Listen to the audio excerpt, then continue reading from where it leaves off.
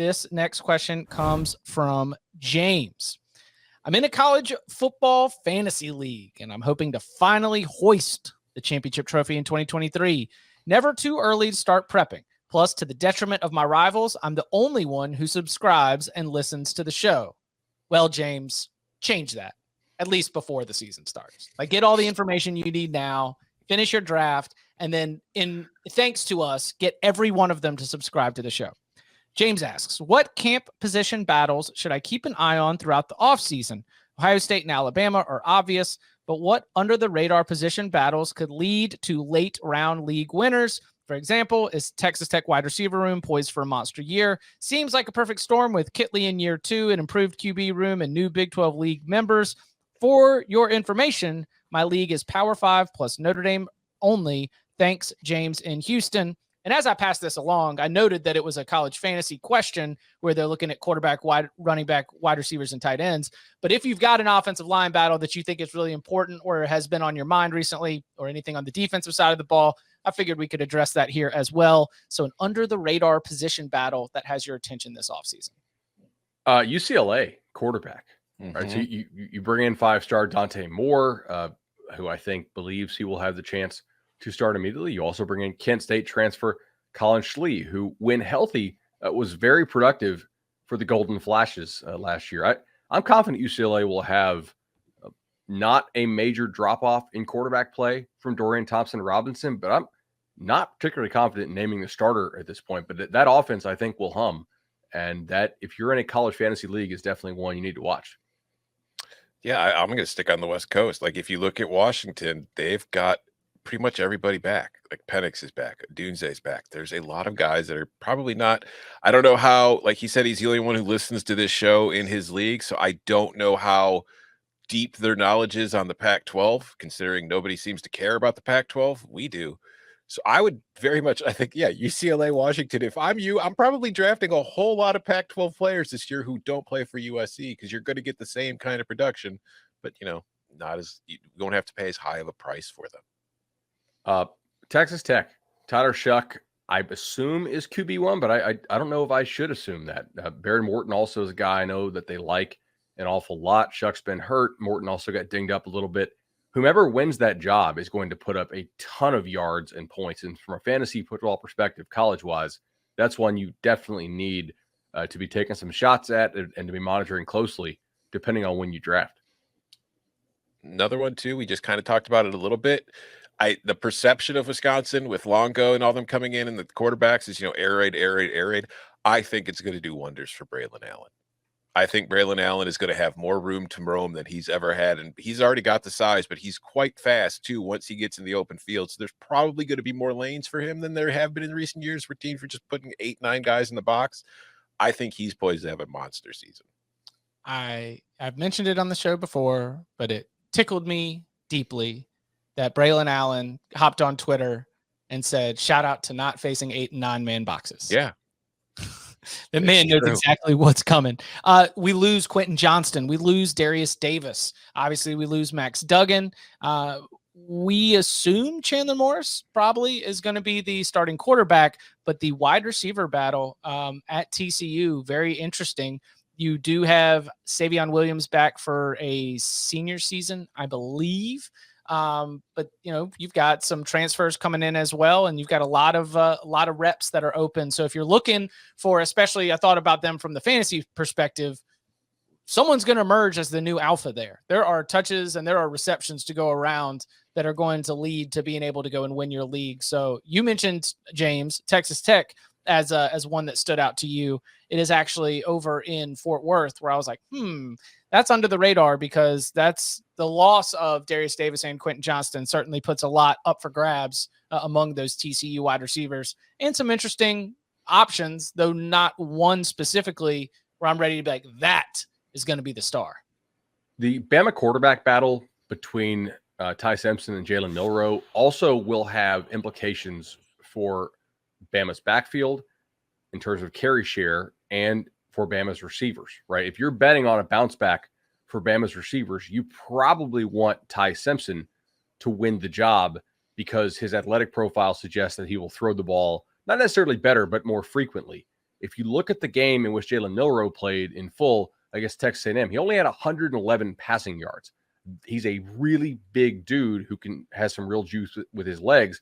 My guess is that they would run him an awful lot, and that will also impact how many carries Bama's number 1 and number 2 backs get, because if he's taking, 100 plus carries on the year, then that's carries that are not going to some of those Bama backs. And for college fantasy purposes, that's going to matter. It will also likely impact your touchdown share. So keep in mind that the winner of some of these quarterback battles stylistically also impacts other positions. That's a really good point. Having Tommy Rees as offensive coordinator has me thinking that's probably Ty Simpson.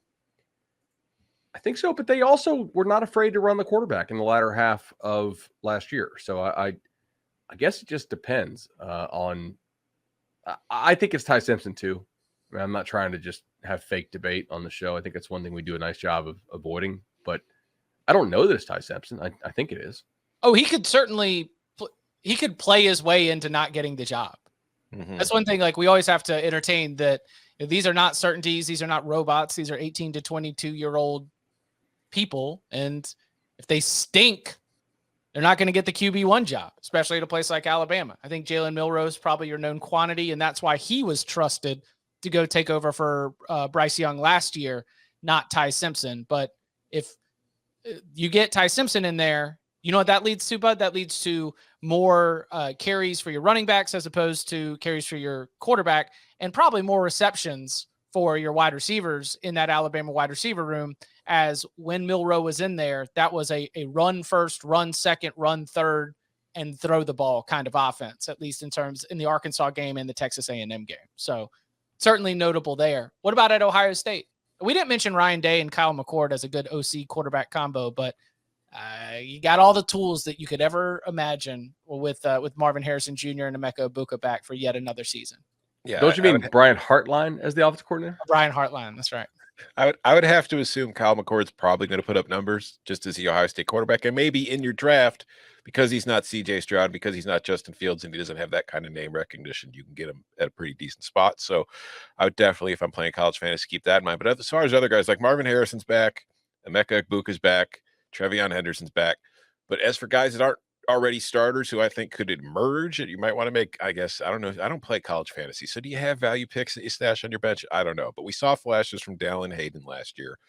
Trevion Henderson was banged up at times last season. He's a running back. There's a very good chance he's going to be banged up at some point again this season. Dallin Hayden is a guy who I think is very, very talented, could step in and have a big role. And also another freshman receiver, because it's Ohio State, so they have to have a stud freshman receiver. Brandon Inniss is somebody I would keep an eye on. Yeah, Inniss is extremely polished. I mean, probably the most polished receiver in the class. Very competitive, a guy who dominated the 7-on-7 circuit for a long time. As far as physical upside, I think he is not the biggest physical upside, but he's not a bad athlete. I mean, the guy's a damn good athlete. He's more college ready than some other receivers. So I think that'll allow him to see the field, early. I'm actually pretty interested in Georgia and specifically what the Mike Bobo move does to this. So when you have Carson Beck, you have Brock Vandegrift, and then you also have Gunnar Stockton. I mean, all guys who had nice high school careers, who have multiple years now in the system. I would not rule out Stockton at Georgia. If I'm drafting early before spring practice starts, I'm probably taking some late shares of Gunnar Stockton to see if he can win that job. I have a feeling that he'll have a pretty good chance there. And I don't want to undercut the good call, or at least like the insight there, but how much can you expect from a Georgia quarterback in the Mike Bobo offense? This is fair. I mean, like, Georgia is not a team that chucks it around a whole lot.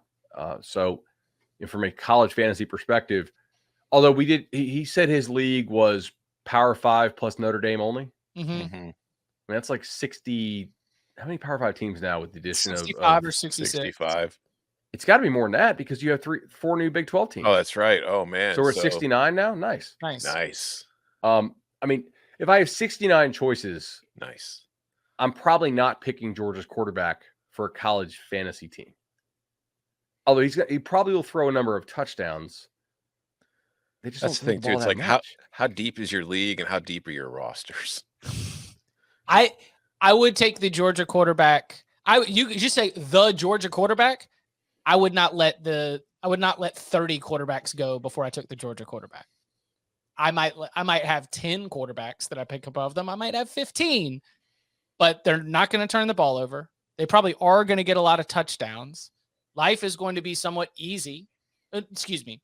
You are going to be put in advantageous positions to be successful.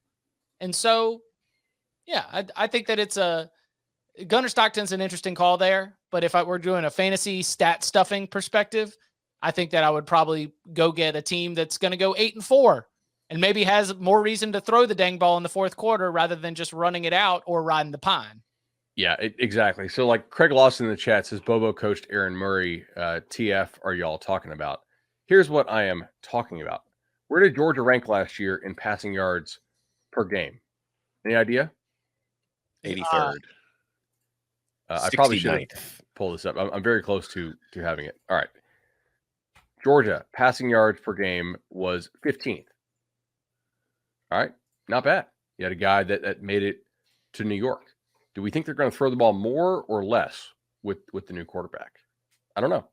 I mean, they seem to trust Stetson an awful lot. They also had to throw the ball more in certain games, like playoff games and SC championship games, than they do normally. So I think if you take out their throwing performance in the playoffs, right? If we can go game log here, exactly right. Against LSU, 275. Against Ohio State, 398. Against TCU, 335.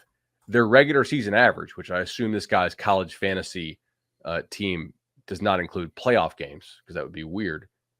Georgia is probably more like 25th. So there's definitely more offenses I'd rather have quarterbacks from than Georgia for college fantasy purposes. Yeah. And again, I'm going to say that part of me saying I want to take a 7-5 quarterback is just the principle that you are going to have more positions where you are throwing the ball for an entire 25% of the game, the fourth quarter, and you are going to be in the game trying to help your team win as opposed to potentially being on the bench or handing the ball off. I just think there's going to be more looks because, as we have talked about, from the moment that Georgia was up $500 million in the national championship game, we were already looking at the 2023 schedule and talking about a three-peat.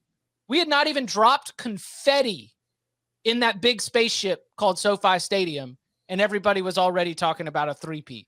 So I think that the competitiveness of Georgia's season, which I say out of respect to Georgia's roster and what Kirby Smart has built, is not going to lead to very competitive games and therefore less opportunities to light it up through the air.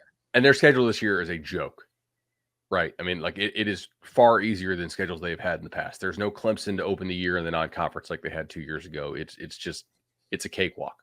So there's also a pretty good chance, because none of these guys are proven, that Georgia plays multiple guys in the early game. So you're not getting great individual quarterback numbers there.